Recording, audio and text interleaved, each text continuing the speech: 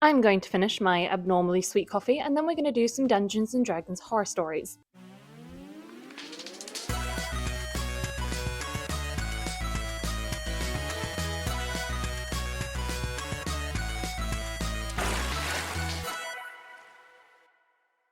This story was submitted by a now deleted user almost 1 year ago, and it's titled, Cheating DM Fed a Lich to a Low-Level D&D Party, the Whole Table Quit. Let's get right into it. A couple of years back, my main circle of friends, for more than a decade, 7 of us including me, were about 12 levels deep in a campaign that had been on the rocks for a while. This was our second campaign together. First was with a different dungeon master, the fighter in this story, and was run on a different weeknight immaculately. There was intriguing conflict, intense planning, creative combat. We were really into it, and the jealousy from the DM was palpable. There had already been issues in the past several levels surrounding the DM's ego and willingness to bend the rules to serve only himself. But as a group of genuine best friends, we were willing to let most of it slide. Until this session. Long story short, DM had been gearing us up to fight a BBEG from the fighter's backstory, a thug lord that had taken his daughters captive in response to mercenary work done in the fighter's past. BBEG had already tortured the fighter for several hours and killed the fighter's brothers just a couple sessions prior. We'd scrounged up what we thought would be a suitable bargaining piece to avoid combat, but DM seemed pretty ready to rumble, so we just started. For context, the BBEG was in the center of a courtyard surrounded by a wall topped with archers. Here are a few of the worst offenses. Before we even get into the offenses, I already have so much to say. So, the fact that he tortured the fighter and killed his brother, I am really hoping that this DM went and spoke to the player first and was like, hey, is this okay? Otherwise, this is totally violating the character's story without their consent.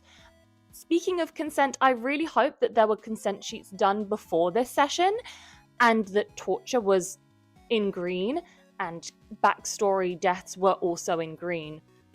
Something tells me that is likely not the case though. Instead of letting fighter hold combat with his own BBEG and save his own children, DM began combat by cutting fighter's throat and killing him instantly. He had to sit out of this full session-length encounter and watch from the sidelines. Initiative was rolled, BBEG first, surprised to literally no one, and he's revealed to be a reskinned lich with all the same properties and more HP. I'm sorry, what? Combat starts by one of the players just being completely outed. As a DM, there is no excuse for that, unless your player has come to you and been like, hey, can you do this? I want to play another character, or I can't be in the campaign anymore, and I think this would be really dramatic and really cool. Unless your player has explicitly come to you and been like, hey, please kill my character, that is unacceptable. Completely unacceptable. This DM is already terrible. Already one of the worst I've ever heard of. Holy shit. DM then goes on to auto-stun the rogue, which is the OP. Admittedly, I had a high damage output, so it's at least understandable. Rogue then takes several arrows and gets Finger of Death and is down and out in round 1. I guess DM wanted the fight to be particularly intense and decided to kill both fighter and rogue instead of plan more complex combat. Did I read that correctly? Round 1 combat. This DM just decides to out the rogue and the fighter. 2 players in this party just out. Did they even get death saving throws? Not even that it would even be acceptable. It would be completely unacceptable, regardless of death saving throws, but did they even stand a chance? Or was this just a case of you're out, you're out. Oh, I hate this.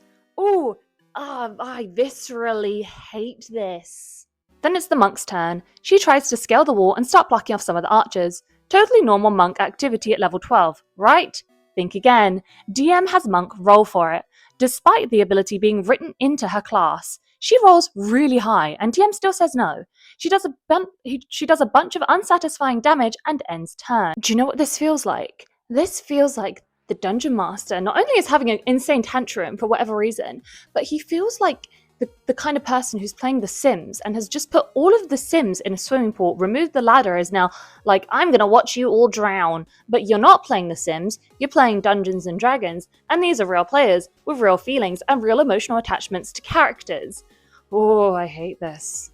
I hate this. Especially as well because I'm just thinking, they got to level 12. They had been playing for a long time. They would have had emotional attachment to these characters that are just being killed in an instant. Fucking hell. Next, a ranger casts an AoE damage spell. DM insists it's out of range to hit most foes. It isn't, but oh well, another unsatisfying turn. This Dungeon Master is just on some insane power trip. Yeah, just an absolute cracked out power trip. He's not even playing Dungeons and Dragons anymore. He's not even playing the game. This was it. This is it. This is Donald Trump as a Dungeon Master. If the Trumpster himself picked up the player's handbook, picked up the DM's guide, put a table together, probably on Epstein's Island, and then got everyone to roll some dice, he would be this DM. This is Donald Trump as a Dungeon Master. And then the Cleric, another past DM, casts Sanctuary on herself. BBEG tries to counterspell it but is out of range. We had to argue and measure several times over.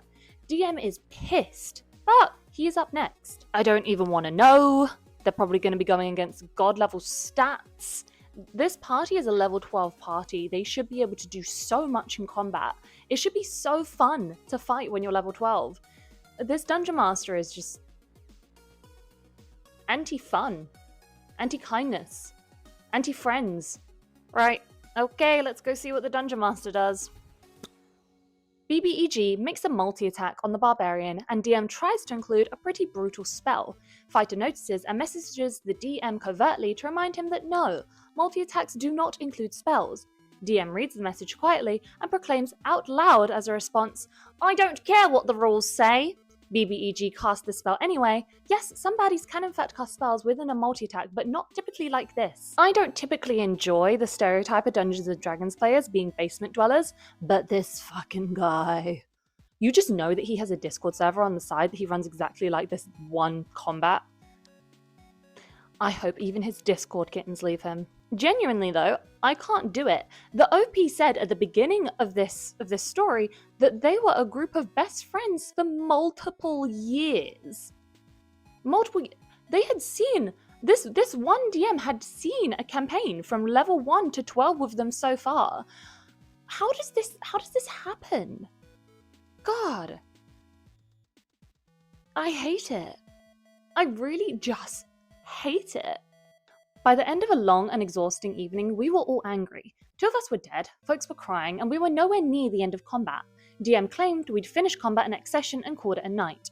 Not only was there no session the following week, but after several long arguments with no budging from DM, he pulled out of the friend group entirely and cut ties with almost all of us. But the story has a happy ending. Cut to a couple years later, and we're now a few levels into our 3rd campaign together, run by the Cleric, and couldn't be happier. Lots of complex dungeon designs, strict respect for the rules, and thrilling, challenging combat that isn't completely out of the wazoo. Even picked up the Cleric's brother as another player, and we've become a stronger group with every passing week. Thank God, thank all the gods in every pantheon that this has a happy ending. Okay, I was a bit pissed, so maybe I didn't have all of my thoughts together. Number 1, this DM sucks. Clearly there is something going on in his personal life that he's bringing to the D&D table and just using as like a power exertion and control over his players and his friends. And that's what's specifically upsetting, is that this guy was supposed to be friends with the other people and just completely betrays them. Also, perhaps there can be some exceptions to dropping player characters immediately. If they're going to be brought back mid-combat or there is a chance to resurrect them and it's a really cool arc that they can play, then it might be understandable. But again, I would say to do something like that, it's better to have player consent. TPKs are controversial. Personally, I err onto the side of should be avoided. Personally, as a DM, I've never TPK'd a party, but that's because TPKs should happen naturally, whether it was because of a bunch of player mistakes, like for example, they're level 2 and pissed off a dragon, okay, then you can TPK. But in terms of like standard progression of combat, if they're doing things right and playing the story correctly, there should be no reason for a TPK, total party kill. I guess it could be satisfying if it was a really difficult combat. Everybody tried their best. The dice gods were against them and in favor of whatever monster or god they were going up against. Then it could be satisfying. If it's got that really real factor of, oh no, what is this? And the same with player characters. Player character deaths should feel fulfilling. You should have their final moments, their fears, their 7 seconds of life flashing before their eyes. It should be a set piece in your story, not just a throat cut, you're dead now, sit out of session. Unless that dungeon master has seriously learnt a lesson, I hope he leads no tables. Ever. Ever, ever. Ever, ever, forever. God, what a horror story. You know what, though? It makes me feel like I'm not a bad DM. When DMs like that exist, God, I will never be that terrible. But yeah, that was a Dungeons & Dragons horror story. I hope that you hated that as much as I did. Tune in next time. But for realsy, my name is Tay. I do Dungeons & Dragons and LARP content, which is live action role-playing. If you enjoyed this video, please do subscribe. And if you extra enjoyed it, I have a Patreon, which you can support me on. Okay, right, I'm off. Have a good day, night, evening, wherever you are when you're watching this, and I will speak to you very soon. Mwah!